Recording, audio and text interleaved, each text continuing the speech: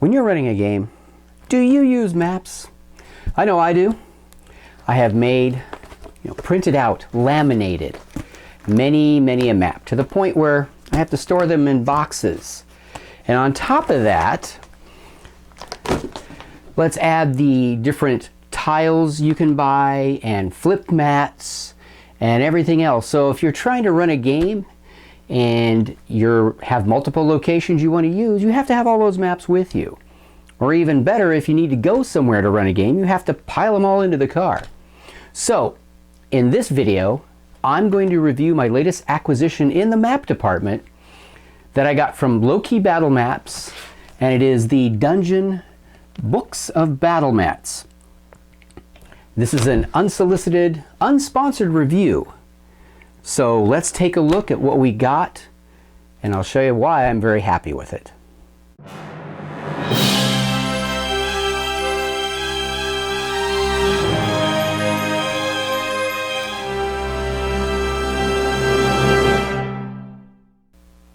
Okay, so this is the case that the battle mats come in.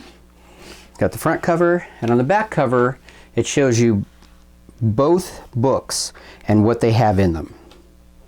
So when you open it up, you get volume 1 and volume 2. Now, on both books, they also have the pages that are included in each book. So if you need to go to a specific page, instead of flipping through it, you can just look to see which one it is. Now, when you open them up,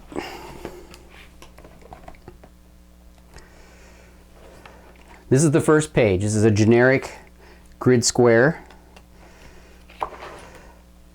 And this will give you an example of the types of maps there are. They're on heavy paper, laminated, so they're wet and dry erase. And each time you open it completely, you've got a full map. But if you only need a section, you can, since it's spirally bound, you can just use the one section that you need. The covers, by the way, are like hardback covers. They're not the same cardboard as the interior pages. So, a variety of dungeon settings with some outdoor ruins a little bit. This is kind of just a generic dungeon floor if you don't want actual buildings.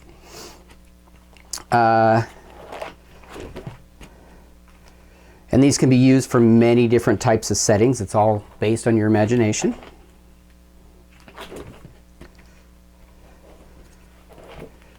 The colors are extremely vibrant.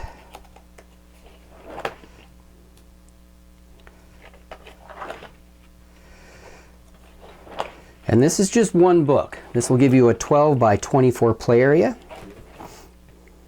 Now the beauty thing about these books are, this is volume 1, and then you have volume 2, which is actually a companion piece, because when you open up volume 1 and you open up volume 2, they mirror each other. So they give you more of that same map. So you can put them together like this, and now you have a 24 by 24 play space. So, for instance, here and here. Now these are designed to mix and match. For instance, you can make it a long map that way if you prefer. But even better, since the grass matches up, you can do it that way instead. So, and you don't necessarily have to stick to the same page. Some of them you can use different pages that will match up. So for instance, you have this that goes together, but you could use this as well if you want to mix it up a bit. And also, if the configuration isn't quite what you're looking for here, all you need to do is move it like that instead.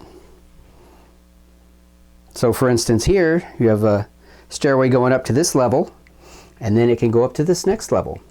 And they all have exit points too. For instance, right here, you can see a doorway exit, and here's a doorway exit, and on this side here.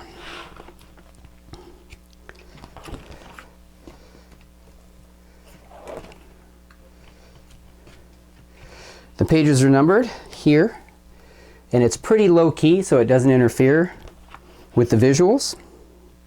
So it can be that way, or it can be that way. It's really up to you. Now you can draw on these if you like, to draw on specific pieces of furniture, but what I recommend is a companion piece I picked up was this. The add-on scenery for the battle maps.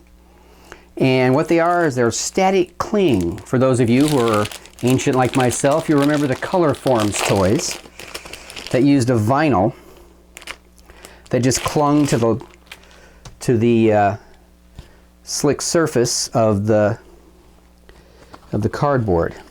So you have a variety of different top-down 2D pieces of furniture, webbing, fountains.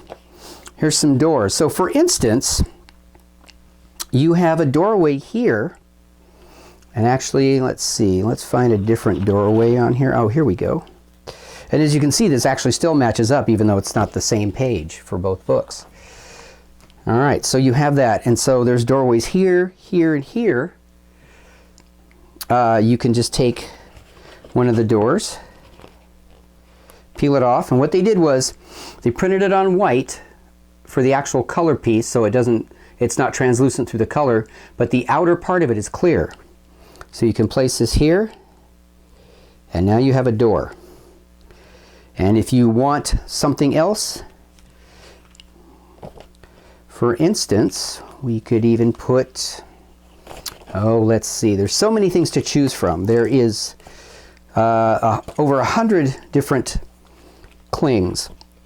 All right, so let's say you need a sarcophagi in there. There you go. Now you have it. They're perfect for your standard 3D minis as well. They're all 1-inch squares, and the grid is designed to look like stone flooring. So it's not a straight grid except for that first page. So there are, like I said, you've got treasure piles, you've got fountains, you have a stack of weapons, you've got spider webbing, broken columns, doors, spiral stairs, pillars, broken pillar. Here's some tables and couches, beds, more sarcophagi, some braziers, a cauldron, a throne. You have blade traps. You have what looks like some lava leaking through the floor. You've got a flame jet there. You've got other traps that you can put in there, including like an Indiana Jones boulder. Here's walls. Now what this is great for, doing some experimenting. If you go to the kind of basic dungeon floor here, and you want to use just a straight flooring, you can use these to set them like this. And there's even corners that you can put up there like that. Another short section of wall.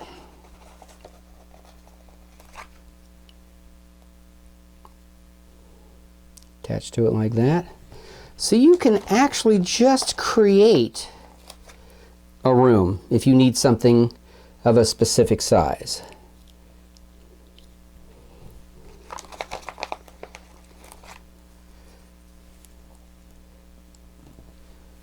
And then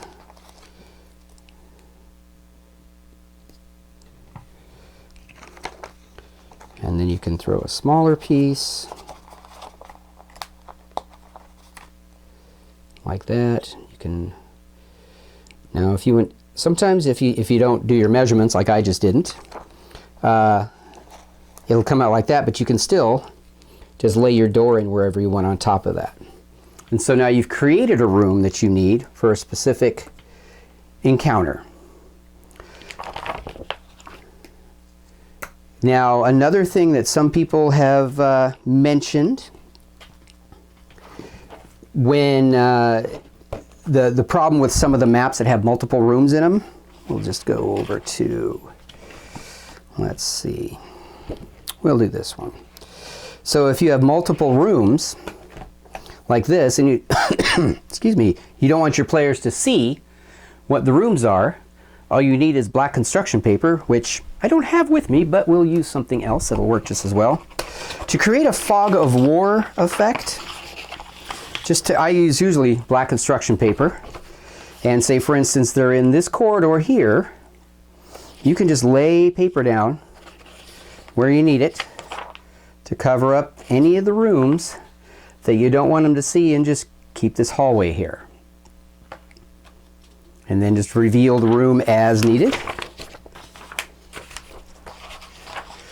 Another extreme way that I've seen people use is they actually take their wet or dry erase marker, the black marker, and they actually just kind of do it over the entire map and then erase it as they get to the different sections.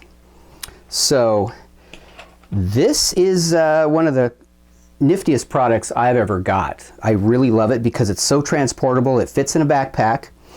If you use these, you may not need as much actual 3D terrain, although this can be used with 3D terrain as well. For instance, if you want this to be a corridor here and it's just open space, you can actually use your 3D terrain, and it works just as well. As far as tables, chairs, everything that you already have, you can also use. But it's up to you. But for travel purposes, the clings and the two books are amazing. Now I'm going to put Loke Battle Map's web address in the description, and you can go see all the different products they have. For they not only have this, they have the giant book of battle maps, which I believe is 64, and then they have the big book, which is kind of a smaller version of the giant book. They have the little book, which is 6 by 6, and at first I thought, why would I need such a small booklet? Well, what you can do with that is the way it's designed, it looks kind of like pieces like this section here that you can bridge to do two different maps. So if you have this set up and then say one of the other big or giant books and you want them to go to that book, you can bridge it using that 6 by 6 little book of battle maps. It's great for that. Plus it can also just be a single encounter room, depending on which map you choose in there. They're also coming out with a whole bunch of new books. They have a Taverns and Towns book they're coming out with, along with clings that go with that. I will link their Gen Con product reveal also in the description, so you can go check them out and tell me what you think. So there you have it. That is my review of the Dungeon Book of Battle Mats by Loke Battle Mats. They're a UK company. You can order directly from them. I got mine from Amazon just because it was easier, because I can't convert pounds to dollars. Math is not my thing.